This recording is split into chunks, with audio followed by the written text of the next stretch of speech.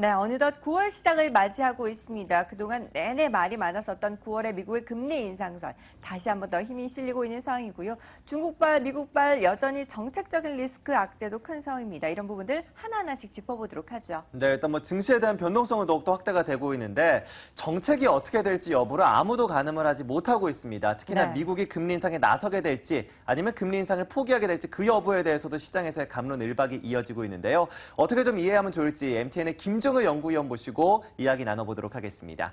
위원님. 네, 미국이 9월에 금리를 올린다면 얼마나 올릴지, 또 이번이 마지막일지 아무도 모른다라는 거죠. 가트만도 정확한 표현을 컨퓨스드라는 표현을 썼는데요. 굉장히 혼란스럽다라는 거죠. 사람들 얘기 다 다르고 연준 위원들도 지금 5대5로 갈리고 있는 상황이고 그 5대5 내에 또 성향에 따라서 누구는 아주 강성, 누구는 중간에서 약간 치우친 정도 이런 얘기들을 하고 있으니까 실제로 이에 대해서 우리가 미리 섣부르게 판단하는 것은 저는 아무 의미 없다라고 보고 있고요. 국내에서 이제 9월에 인상 안 할 거기 때문에 지금 주식 사야 된다라는 얘기도 지금은 무시해야 되고 반대로 금리를 인상할 것이기 때문에 여기서 추가적으로 많이 내릴 거다라는 얘기도 무시할 필요가 있습니다. 어찌 될지는 아무도 모른다라는 거죠. 다만 우리가 주목해야 될 것은 준비된 그림을 보시면 시장은 이미 리스크를 충분히 인지하고 있다. 다만 리스크가 고점을 치고 떨어지고 있느냐? 그런 관점은 아니라는 거죠.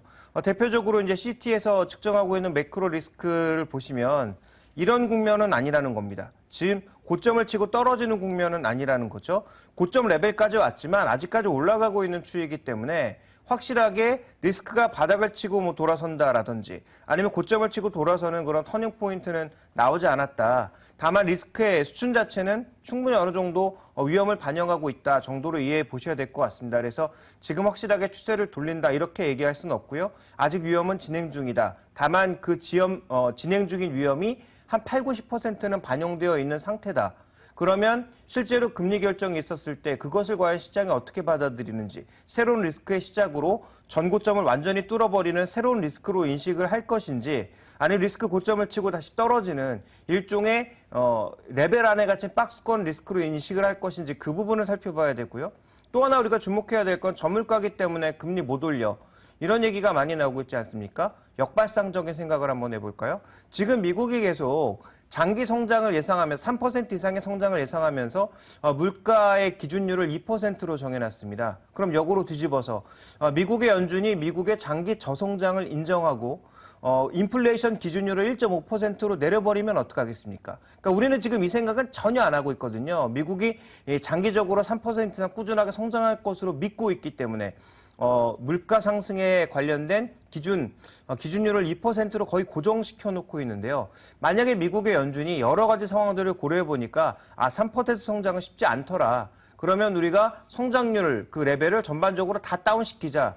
그러면 이 물가 인상과 관련된 금리 인상과 관련돼 있는 물가 기준율을 더 다운시켜 버릴 수 있거든요. 그 리스크는 시장에 전혀 인지하지 않고 있다는 것도 우리가 한번 따져볼 필요가 있는 거죠. 가능성은 낮아 보이지만 현재 구간에서는 열린 사고가 필요하다. 굉장히 사고를 딱 닫아두고 과거에 연준이 이렇게 움직였으니까 과거의 그 틀에 갇혀서 이렇게 움직여버릴 거야 라고 생각하는 건 제가 보기엔 가장 어리석은 전략이 될 것이다. 왜냐하면 그동안 이렇게 6년간 돈을 풀었던 적도 없었고 3차에 걸쳐서 이렇게 무차별적으로 돈을 뿌린 적도 없었기 때문에 그 반대로 시장에 작용할 때는 이 유동성을 어떻게 줄일 것인지 또 어떻게 시장의 피해를 최대한 덜 주면서 줄일 것인지 이런 것들에 대한 다각도적인 고민이 필요하다라고 보고 있습니다.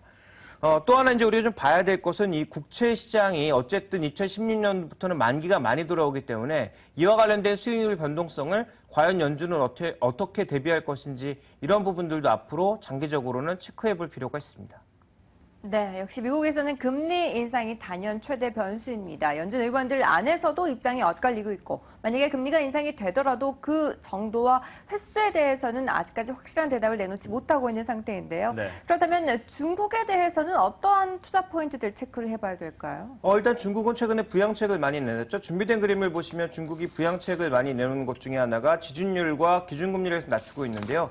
이게 이제 위안화 절하를 추가적으로 할 수 있는 폭들을 만들어내고 있다라는 거죠. 그래서 위안화 절하가 실제로 PMI에 도움이 될지 여부는 지켜봐야 되겠지만 금리를 내렸을 때의 정책 효과가 타임렉이 있습니다. 시간이 좀 걸린다라는 거죠. 그러면 이 시간 동안 과연 지표들은 어떻게 개선이 될 것이고 실제로 정책 효과, 특히 M2가 얼마나 빠르게 증가하는지 여부를 이제부터는 좀 지켜볼 필요가 있겠습니다.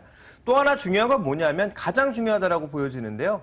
실제로 미국이 이 유동성 푸는 것을 중지하면 아마 미국을 그대로 쫓아가고 있는 부하인 일본은 아마 동일하게 그동안 해왔던 BOJ 양적 완화도 멈출 가능성 혹은 추가적으로 안 할 가능성이 좀 있어 보입니다. 그렇다면 글로벌 시장에 돈을 쏟아부었던 3대 축, 그러니까 G3 중에서 3대 축 중에 두 군데가 돈을 안 푼다라는 얘기거든요. 그러면 중국에서 과연 돈을 풀 것인가? 지금 준비된 그림을 보시면 전 세계 외환 보유고 증가율이 마이너스로 돌아섰는데요. 중국 비중은 지금 정체입니다. 그러니까 이 마이너스로 돌아서는데 작용하고 있는 대표적인 국가 중에 하나가 중국이라는 거죠. 그러면 중국이 여기서 돈을 풀면서 외환 보유고를 추가적으로 줄이고 중국이 외환시장의 증분에 참여를 할 것인가. 그러면 미국이 우려를 덜 수가 있겠죠. 중국이 돈을 금융시장에 많이 푸니까 우리가 이제 전체 글로벌 시장에서 돈을 좀 걷어들여도 이 플러스 마이너스가 완벽하게 맞진 않더라도 어느 정도 변동성을 줄여줄 수 있겠구나 이렇게 생각할 수 있을 텐데요. 바로 그 합의를 이번에 G20 회의에서 끌어낼 수 있느냐.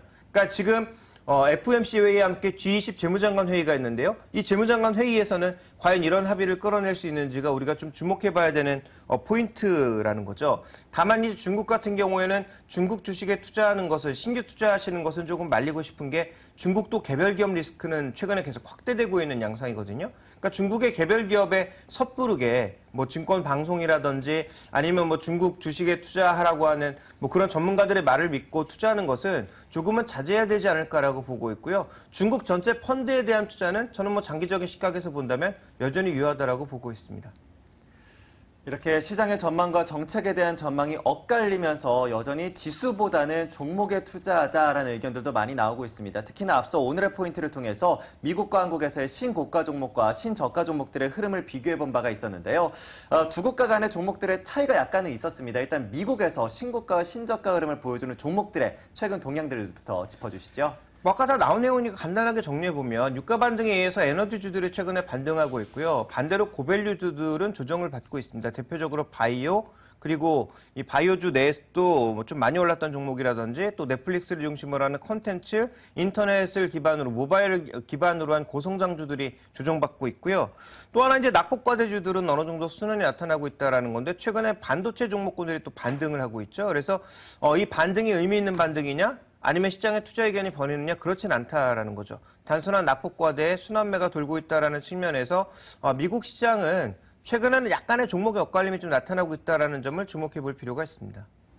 네, 에너지주들은 강세, 고밸류 종목들은 조정을 받고 있습니다. 우리 증시도 마찬가지입니다. 상승 모멘텀이 있는 그런 상장에 대한 강한 의지를 내비치고 있는 종목군들 중심으로는 꾸준하게 신고가를 경신하고 있고, 그리고 낙폭 과대한 종목들은 다시 한 번 더 상승을 시도하고 있는데요.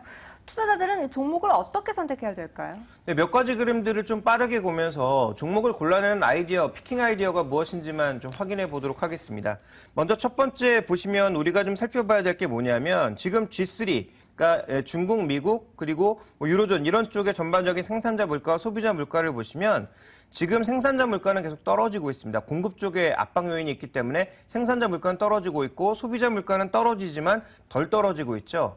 그러면 이 둘이 갭이 발생한다는 건 뭐겠습니까? 결국은 기업 이익이 늘어날 요인들이 충분히 존재하고 있다라는 거거든요.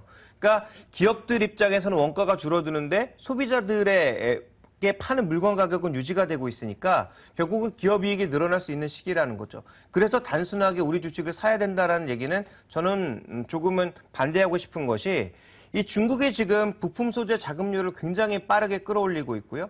또 하나 이제 한국과 중국의 기술 격차가 점점 줄어들고 있습니다. 그러니까 우리 뒤를 쫓아오고 있는 국가들이 워낙 많다라는 점을 주목해 볼 필요가 있겠고요.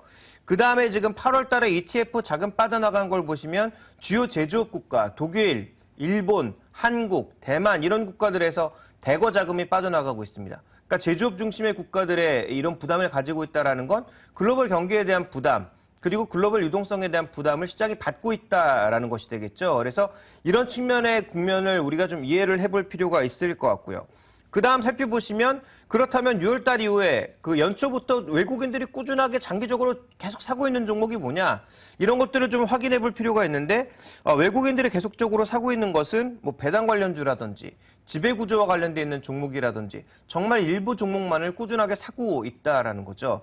그렇다면 이런 요인들을 좀 전부 종합해보면 뭐겠습니까? 지금 분명히 여건들 자체 개선되고 있고 하반기에 뭔가 나아질 여건들은 있지만 그만큼 경쟁 강도가 올라가고 있고 글로벌 총수요 자체가 증가하지 않았기 때문에 실제로 우리가 기대했던 실적 증가 효과가 얼마나 돌아올지 미지수라는 거죠.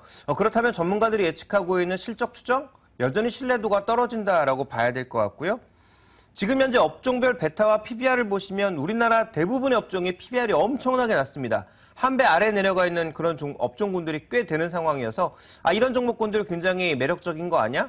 근데 PBR은 굉장히 낮으면서 베타는 높은 그런 업종군들이 굉장히 많습니다. 그러니까 베타가 높다라는 건 뭡니까? 시장이 1만큼 오르면 1보다 더 오른다라는 얘기거든요. 그럼 이런 종목군들 사야 되느냐? 이 얘기도 쉽게 동의하기 어렵죠. 최근에 몇 달간의 수익률을 추정해보면 PBR의 고베타 종목군들이 좋은 수익률을 거뒀느냐? 완전히 더 시장보다 많이 빠졌거든요. 그렇다면 이것도 우리가 이제 뭔가 기대감을 가지기에는 조금 어렵다라고 봐야 될 것 같고요. 분기별로 업종별 수익률을 계산해봤더니 4분기 IT가 가장 좋았다. 그럼 4분기 IT 사야 되나요? 지금처럼 IT 완제품들이 안 팔리고 있고 가격도 낮춰 팔고 있는 현 시기에 IT 제품들 사면 좋은 성과를 거둘까요? 이 부분도 여전히 물음표라는 거죠. 그러면 도대체 뭘 사야 되느냐? 우리가 이제 외국인 매매 동향이라든지 주변 여건들을 우리가 이렇게 여러 가지를 합쳐봤을 때 종목을 고를 수 있는 아이디어는 제가 보기엔 딱 두 가지라는 거죠. 그나마 배당이라든지 지배구조와 관련되어 있는 종목군들에 대해서는 외국인들의 장기적인 매수가 진행되고 있더라. 올해뿐만 아니라 작년부터 꾸준한 매수가 진행되고 있더라. 그런 종목군들이 지금 뭐 S-오일이라든지 SK라든지 제일모직이라든지 현대모비스 이런 종목이라는 거죠. 다만 이게 단기의 승부가 나겠느냐? 안 난다라는 것입니다. 장기적인 승부가 필요하다라는 것이고요. 또 하나 이제 성장하는 종목군들 중에서는 그나마 엔터주라든지 컨텐츠 관련 종목군들이 그나마 조금 좋아 보이더라. 근데 이들 종목도 밸류가 높은 상황이기 때문에 성장에 대한 신뢰가 흔들리면 조정받을 수 있다는 측면에서 조정시 매수 관점, 약간은 좀 보수적인 그런 매수 관점에서 접근하시는 게 좋지 않을까라고 보고 있습니다. 네, 이렇게 해서 시장의 트렌드 속에서의 그 종목들을 좀 짚어봤습니다. 하지만 이 종목들에 대해서는 좀 더 인내심을 가지고 좀 기다리는 마음도 좀 필요할 것 같은데요. 오늘 시장에서는 또 어떠한 대응 전략이 필요할지 이어지는 오늘장 선전략에서 함께 확인해 보도록 하겠습니다.